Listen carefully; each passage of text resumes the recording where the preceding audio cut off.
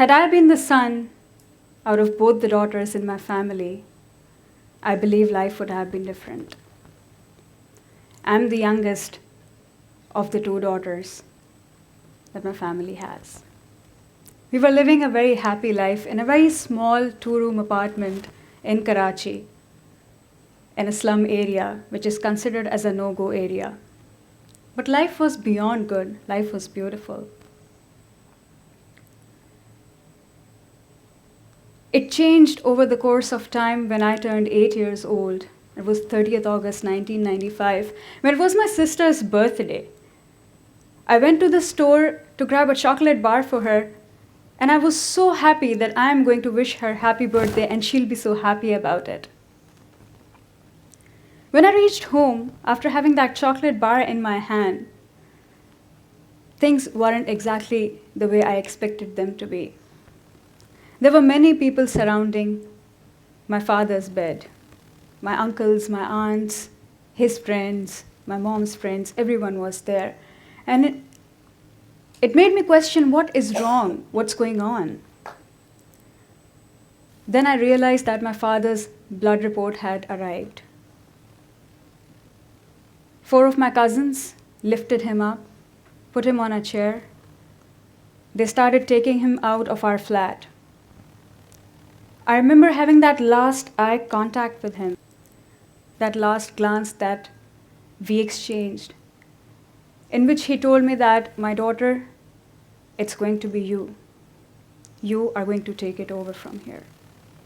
I was 8 years old. I had no idea what he was trying to tell me. But the very next day, I came to know that he's no more in my life. I started questioning where to take my life from here. There is no male member in the family. I am not the son that was supposed to be. I am not that person that my family always expected me to be. I was depressed. I was lost. I was completely in a very different zone of mind that I could not think about anything but my father being missed from the family.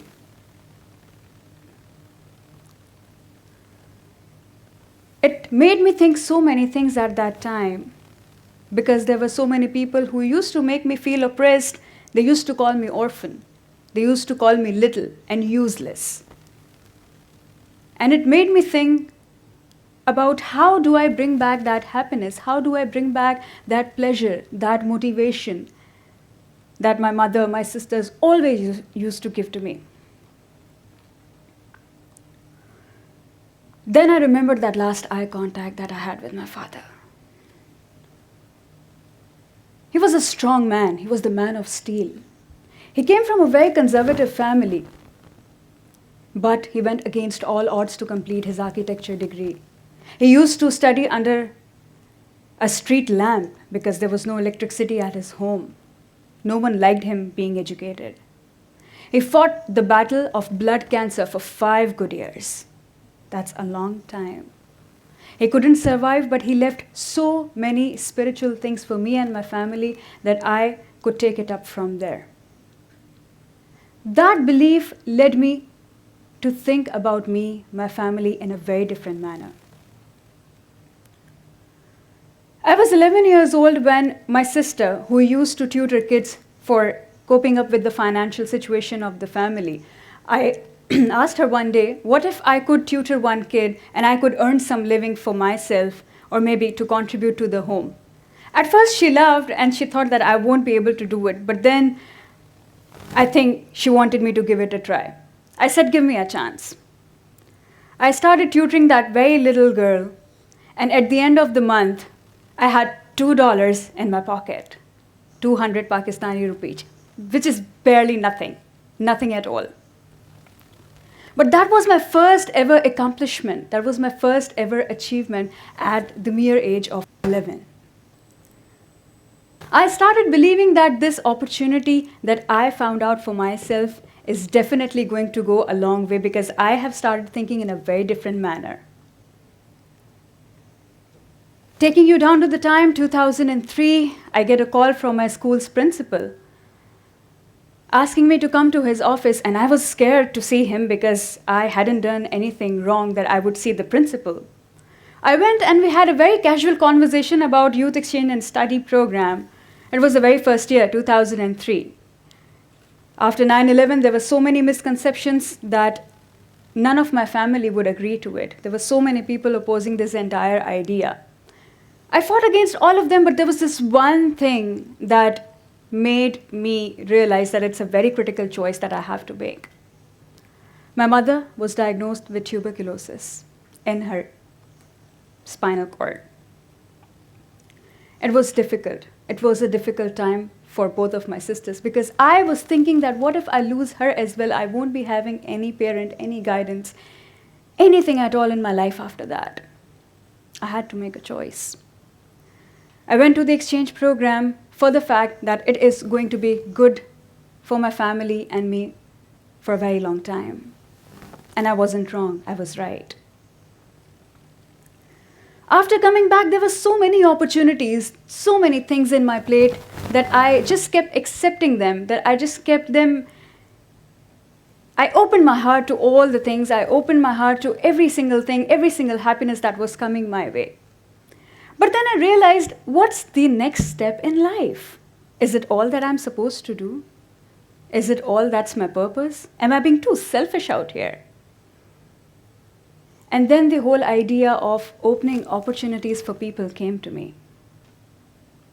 I started volunteer work, I started giving different sessions, motivational speaking sessions. But this very moment, which was very big for me and for a lot of people around me, there is an exchange student from Balochistan, Gwadar. She called me up one day and she asked me that what if she wants to open a school in Gwadar and she needs some financial help, and will I be able to support her?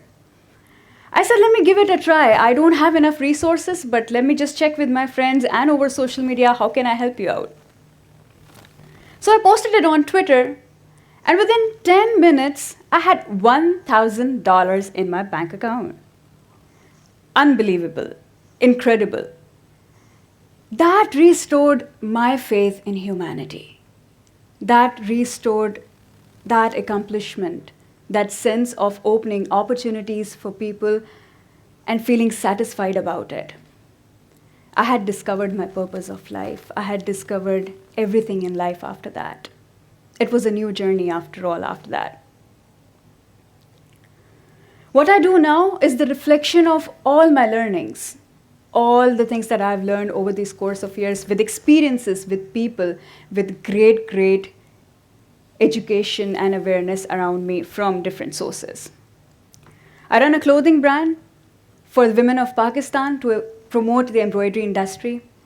I run this Facebook page for the photographers of Karachi so that they can showcase their work and show it to other people so that they can bring out a change in the society with the help of photojournalism. And I do many things, and I do mentorship on many levels, from school students to grad students. They all come up to me for advices. Going back to my childhood, going back to that little girl, 8 years old, loss of the father, being called an orphan, being called oppressed, being called useless, being called the person who was not supposed to be there but a boy. Despite of all those hardships, despite of all those labels that I got for myself, I was able to do this all.